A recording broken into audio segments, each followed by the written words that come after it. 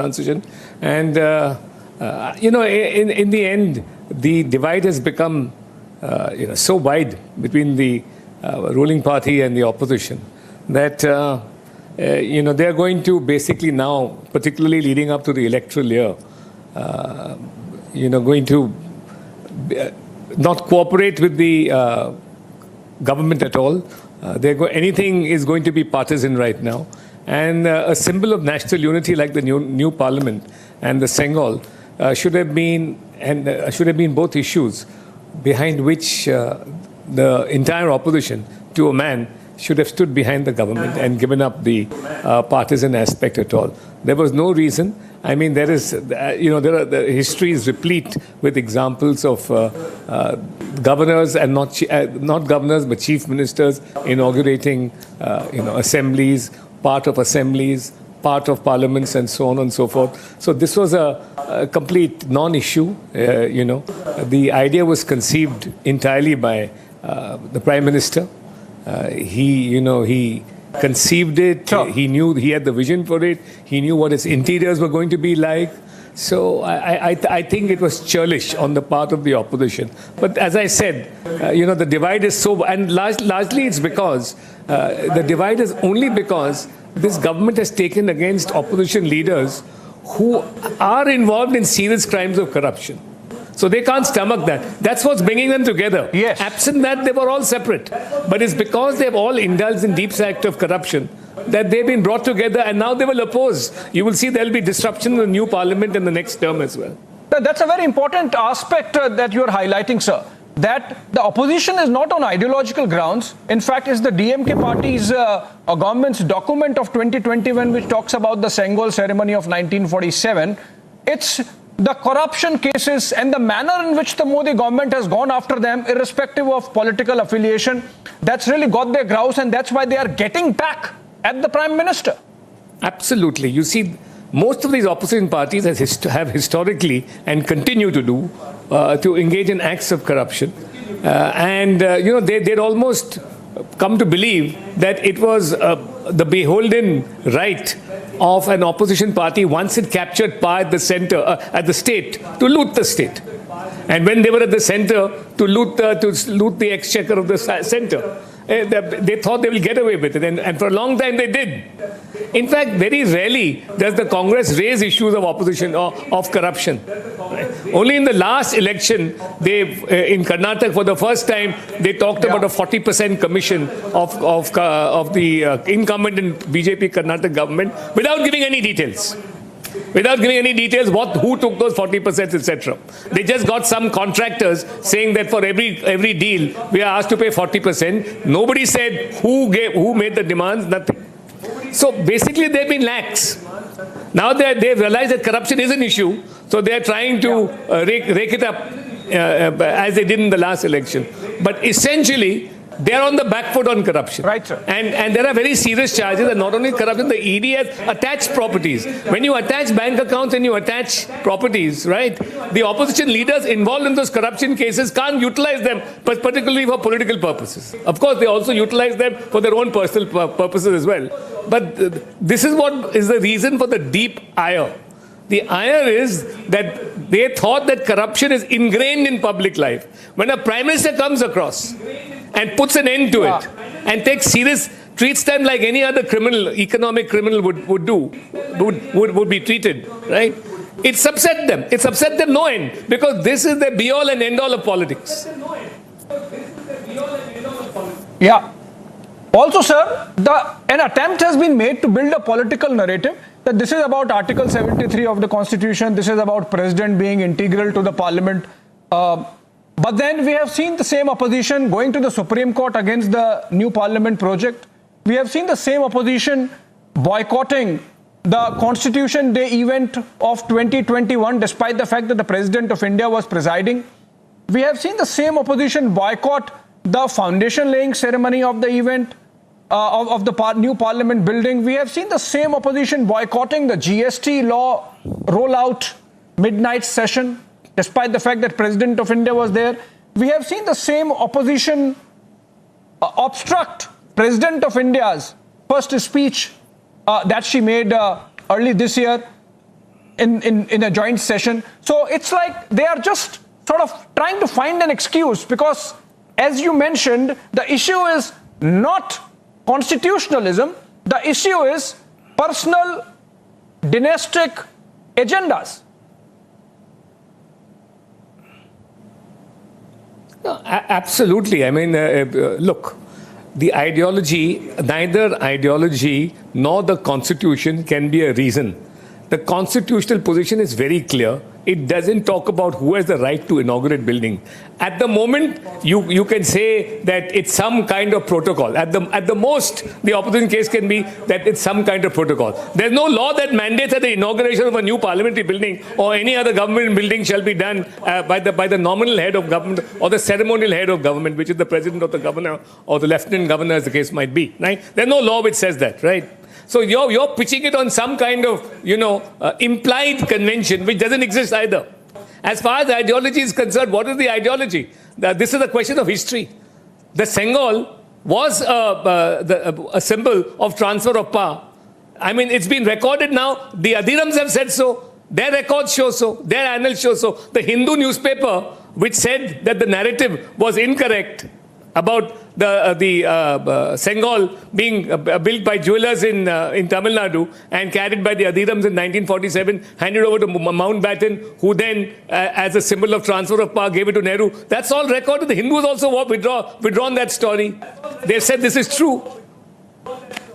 So the contemporary records are all there. Yeah. The contemporary periodicals and newspapers have recorded this fact. So neither history, nor ideology, nor constitution, nor law, nor convention, nothing justifies what the opposition has done. It's just petty politics. They hate Modi because Modi has gone after them on economic offenses. That's all. He has given the Yes. investigating agencies concerned with all these crimes a free hand to do it to anybody who is involved in high crime. And look, these are cases where banks have been looted, the public has been looted. There have been all kinds of leakages from the public exchequer. Funds meant for the welfare funds monies have been siphoned off. So why you would do it to any businessman? Why wouldn't you do it to a politician? These people have stopped being treated. The opposition leaders who are involved in these mammoth acts of corruption have ceased to be trustees of public money. They think public money, they are the beneficiaries. Sir, you are so convincing on both the arguments. The one that it's possibly the corruption cases that guided the conduct of the opposition, and the fact that in the constitutional scheme of things, there is no underscoring that who should be inaugurating this kind of project. My question is, sir, that could the communication on the part of the government have been better, both in terms of holding the narrative and in terms of making an outreach to the opposition to make sure that the dignity of the occasion is sort of salvaged? The government, as I said at the outset, did make an attempt. They called upon them. The PM called upon them to unite at this hour. This was, a new era, a new parliament, right? And he asked them, this is not, about politics, right? This is a house in which you are going to serve in. This is the premises where you are going to attend for the purpose of conducting parliamentary proceedings, right? Put everything behind it, but you put everything behind you, yes, all these, contentious issues, and at least join in the function. I mean, it is the parliament of the country. It's your parliament, the opposition's parliament, as much as it's the ruling parties. But they, as I pointed out, they stood on an extremely technical issue about who should inaugurate, and there was no ideological issue. The real issue being, as I pointed out, the angst which was caused to all these opposition leaders who are involved in corruption cases. Yeah. The most recent being Arvind Kejriwal in the 45 crore of his house. Absolutely. The point is, there's only so much of an outreach you can meet. It's only so much of an outreach you can make, because in this case, the intransigence is motivated by factors which the government will never compromise on. Yeah, absolutely. In fact, sir, it's not a coincidence that the same set of chief ministers and political parties that boycotted the Niti Aayog Governing Council meeting yesterday chose to absent themselves or boycott the inauguration of the new parliament building. So in a sense, the opposition is being a set of bad losers. There is an element of hypocrisy in the manner in which they have conducted themselves. For example, when the UPA was in power and the N number of projects that were inaugurated by Sonia Gandhi in her capacity as a chairman of the NAC and not or of UPA and not holding any constitutional position vis-a-vis what they are preaching now. Absolutely. I mean, you hit the nail on the head. Here was somebody who was an extra constitutional authority with no constitutional position, inaugurating many schemes, many buildings, libraries, etc., on a number of occasions. What was her power to do it? She was a pure extra constitutional authority. So I mean, the whole ground is completely laughable, particularly from the Congress party.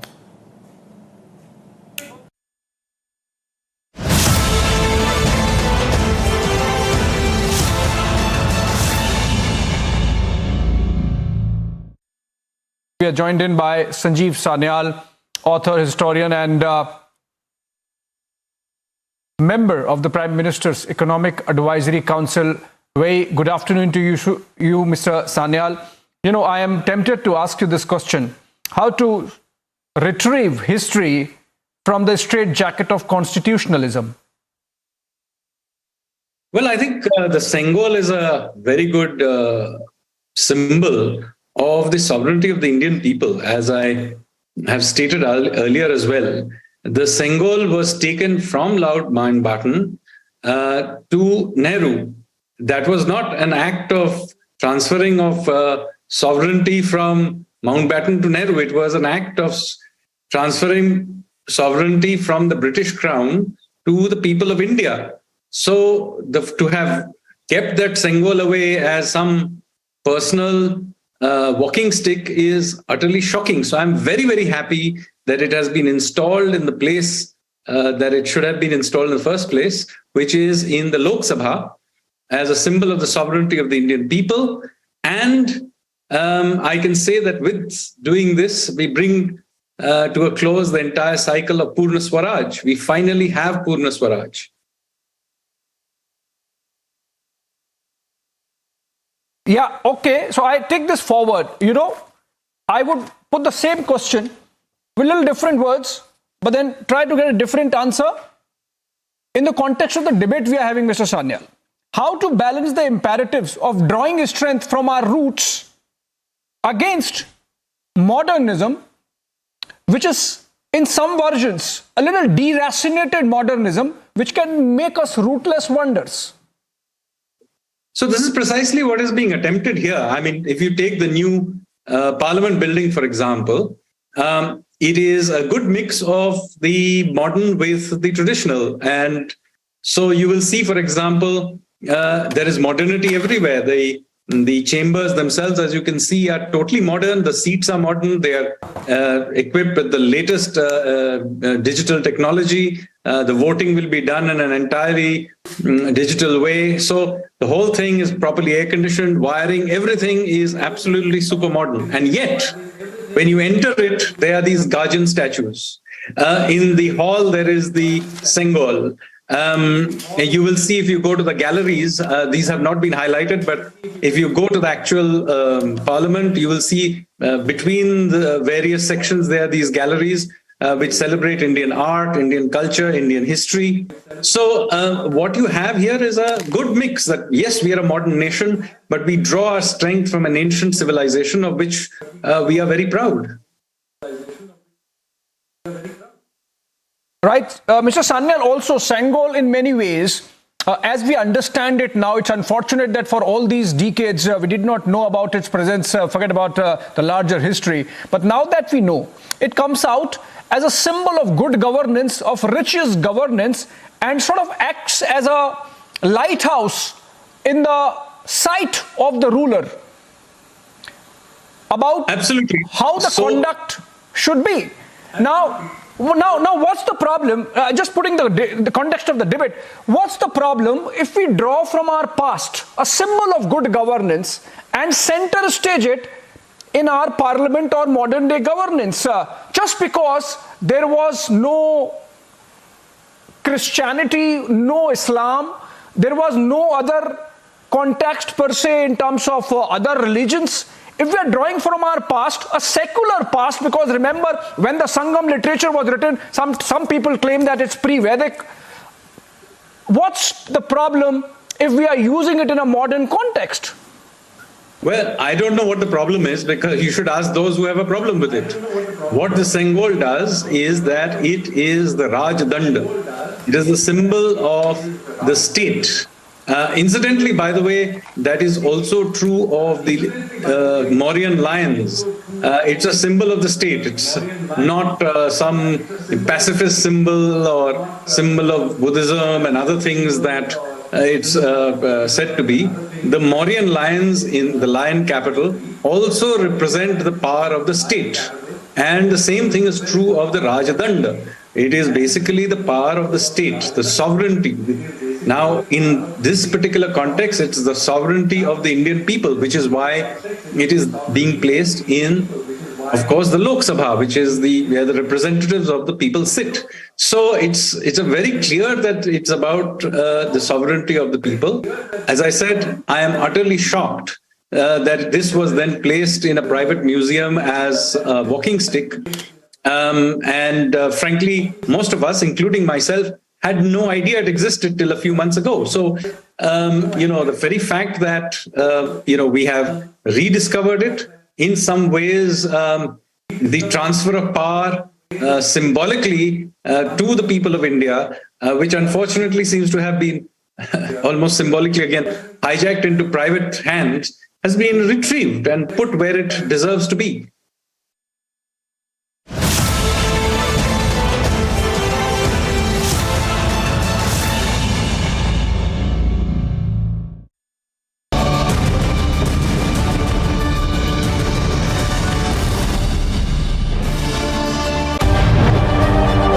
Republic TV has been #1 for the last 6 years. We've reported some of the biggest stories that matter. We have changed the face of Indian television journalism, and now we are about to do the same on digital. Republic on digital this July.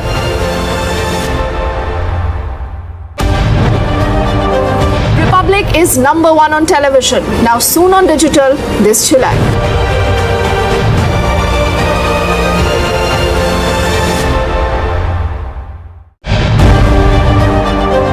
Ever since we launched in 2017, we've been India's #1 news channel, and then we became India's #1 news network.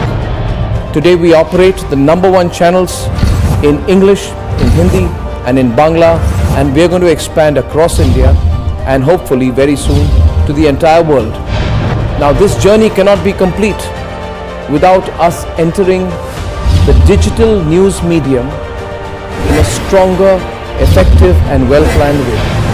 And I'm delighted to share with you, with all of you, our support base, our viewers, our followers and people who are really part of Republic, that yes, Republic, India's #1 on television, is now coming on digital. This July, Republic will be on digital. Republic TV has been #1 for the last 6 years. We've reported some of the biggest stories that matter. We have changed the face of Indian television journalism, and now we are about to do the same on digital. Republic on digital this July. #1 on TV, now soon on digital. Republic on digital this July.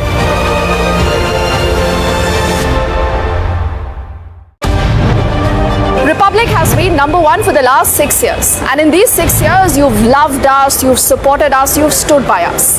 And we at Republic have broken the biggest news stories. We've set the nation's news agenda. And now we are ready for the big disruption on digital.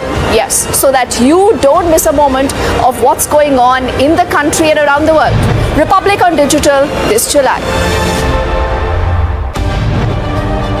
For the last 6 years, Republic TV has been the number one channel on TV. On television, day after day, night. Ever since we launched in 2017, we've been India's number one news channel, and then we became India's number one news network. Today we operate the number one channels in English, in Hindi, and in Bangla, and we're going to expand across India and hopefully very soon to the entire world. Now, this journey cannot be complete without us entering the digital news medium in a stronger, effective, and well-planned way. And I'm delighted to share with you, with all of you, our support base, our viewers, our followers, and people who are really part of Republic, that yes, Republic, India's number one on television, is now coming on digital. This July, Republic will be on digital.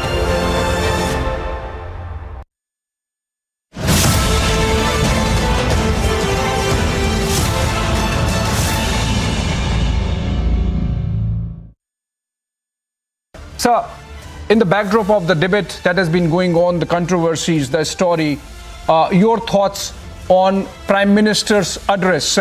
He sought to unify the nation with the sole purpose of taking each citizen forward in one direction, and which is a developed India by 2047. Yes, there are three significant events converging today. One is the 75th year of India's independence. Second is the opening of the new parliament building. And the third is the recall of the Sengol event. Sengol event's recall has to do with both, because Sengol event is the culmination of the freedom movement, which resulted in the transfer of power. And it was not an isolated event or a ritual that was valid only for 14th or 15th August 1947. It was not only symbolic of the transfer of power, it also symbolized a great civilizational tradition of South India, Tamil Nadu, the Chola kingdom, which was bigger than the biggest kingdoms of India because it was all over Southeast Asia. And that spirit of South India, which had everything to do with North India, which had the Chola kingdom came right up to the Ganges. They took the stone from the Ganges and built the Gangaikonda Cholapuram. That is, I reached the Ganges and brought the stones to build. You know, the idea of national integration was implicit in Chola kingdom. Many people do not know this. That Chola kingdom was not a southern kingdom. It's an all India kingdom. It had an integrating view. And the Chola kingdom's tradition was suggested by Rajagopalachari, who was a man of great wisdom, man of modern mind, constitutional mind, a political mind. And his advice was taught by Pandit Nehru when Pandit Nehru was approached by Mountbatten as to how to manage the transfer of power by a symbolism. And at that time, there was a Dravidian movement generating, calling for separation of Tamil Nadu and actually the entire South. So Rajaji thought the South Indian symbolism and the freedom movement, the actual handing over of the power will have to be aligned to bring the South into the idea of India. And that is how the Sengol became the symbol. And that was completely forgotten and trivialized, secreted, and actually demeaned. And when Narendra Modi found this fact and established that it was an authentic event, he decided that that symbolism should be added on, converged with the new parliament building to recall the entire freedom movement and beyond for our journey forward. That is how national integration is implicit in the idea of Sengol in 1948 as well as in 2023. This is the Narendra Modi's profound idea as well as, in my view, a brilliant strategy. Right, sir. But that also important that you mentioned that this is a symbol of bridging the north-south divide, which was attempted by Rajaji, then forgotten, now retrieved by Prime Minister Narendra Modi. And these are the same set of people who are opposing Sengol, who say that, oh, North imposes itself on the South and almost accuses North of colonizing the South. So in a way, it's a strong message to them that no, India, irrespective of North or South, is one. But sir, more important aspect that I would want to focus on and want your responses, this debate about centering of religion versus secularism. We drawing from our civilizational ethos is not liked by some. How do you respond to them? You see, this debate started in 1940. This was not there earlier. At least the mainline thinking did not suffer from any such complexes. In 1909, Mahatma Gandhi said it is only the Char Dhams and the different sacred rivers and millions of people moving from one end of the country to the other unifies India in a manner in which two Englishmen are not united. This is how he wrote in 1909. Pandit Jawaharlal Nehru accepted the concept of Hindu nationalism in his Glimpses of World History at page, if I remember right, 503 or 504. He said Vivekananda's Hindu nationalism is not against anybody. And he also said Indian nationalism and Hindu nationalism cannot be really separated because the line is too thin. Even a person like Rajini Palme Dutt, a communist from India, who established the British Communist Party, he said that if the British say they educated us and that is why we got the spirit of freedom, even if we had not had English education, our Vedas and Upanishads would have given us the spirit of freedom. All this happened till 1939. In 1940, everything changed because of Jinnah's resolution to call for the partition of India. That cerebral stroke, India could not overcome. And India was attempting to overcome after partition in 1947. That was how Rajaji prescribed this idea of Sengol to root us in our past, which is not against anybody, which is not hurting anybody, which is only giving us a higher value of dharma, which is called aram in Tamil. In fact, Sengol represents such a power. I don't know whether anybody has, in the course of a TV debate, said when Kannagi's husband was killed by Pandya king, she came and shouted that your Raja has killed my husband, holding the Sengol in his hand. Sengol is the rule of justice. How can he kill my husband holding the Sengol in his hand? The opposite of Sengol is Kodungol, which is dictatorship. So Sengol represents democracy according to Silappatikaram, which is 2000 years old. And that is what Rajaji brought it into the national discourse. And there is no religion in it. Our constitution is the people of minorities because Article 29 and 30 are rooted in the Hindu civilization as to how we treated the Parsis and the Jews who were maimed, raped and killed elsewhere in the world. But we received them, treated them, kept them in our bosom as Swami Vivekananda said in 1893, was there any Article 29 and 30 of the Constitution of India at that time? Article 29 and 30 in the Constitution of India is the spirit of the civilizational values of India. And if you talk about constitutional rule, Right, you sir. are talking about the values of Indian civilization. So let us understand that this symbol is creating the debate which was suspended in 1940. It is not only recalling the pre-independence period, but it is also recalling a suspended debate, which was not only suspended, it was secreted, it was destroyed. The symbol was made into a walking stick of the Yes. a particular person. It happened only because of dynastic politics. If dynastic politics had not been there, Very this true, sir. kind of apaman to a great symbol of India's freedom would not have happened. So let us understand, we have to think hard. We have to introspect. I will even appeal to the opposition parties who are hating Modi. There are two kinds of parties. One hating Modi, the other who do not hate Modi. Those who do not hate Modi have attended. Those who hate Modi tend to hate everything of the past. This is really surprising.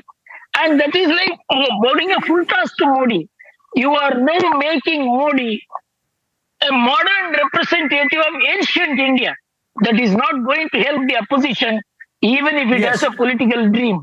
They have to share the idea of India if they have to survive in Indian politics and wait for a day when they can come back to power.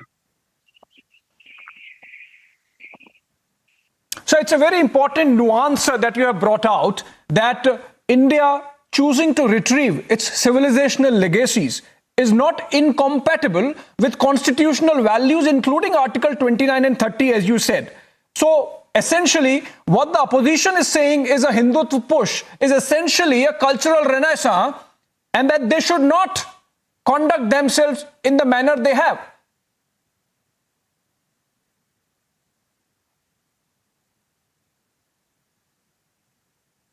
Yes, actually, the opposition Oh, all right. parties I think are losing their wisdom because of their hatred. You know, I have carried on a campaign against the ruling party.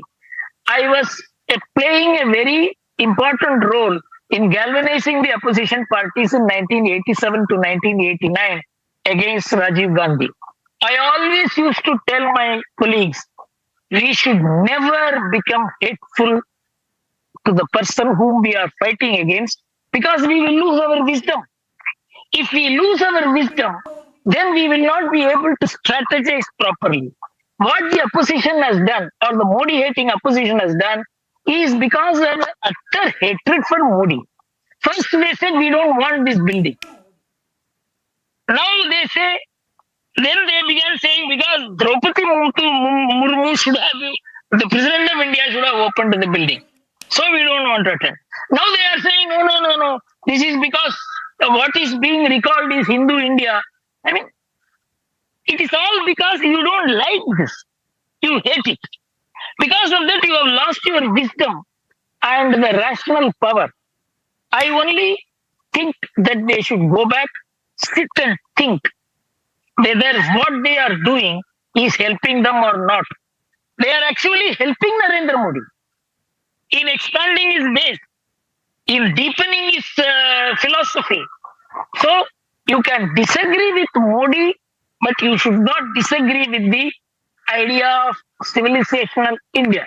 If you reject the civilization of India, you will become marginalized and marginalized and marginalized, like the communists have got marginalized in India. Day is not far off when the Congress will also get marginalized, because they are pitting democracy against dynasty and not democracy against dictatorship. They are wrong, actually.